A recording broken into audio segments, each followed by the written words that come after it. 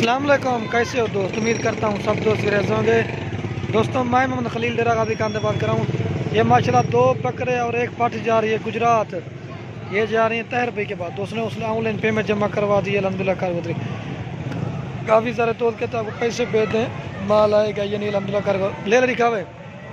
हाँ तहर भी चेक कर ले। एक माशाल्लाह ये राजनपुरी बकरा है और एक ये बकरा है और ये माशाल्लाह अमृतसरी पीतल पाठ ली है।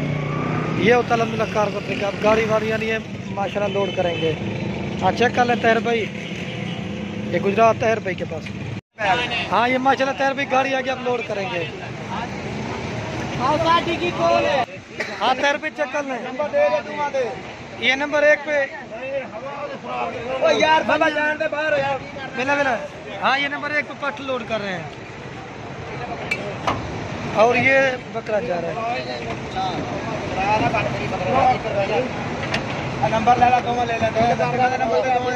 और ये 3 नंबर बकरा जा रहा है।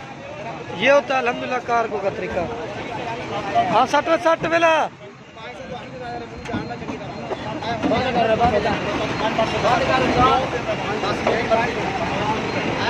ये आप कारगो करेंगे।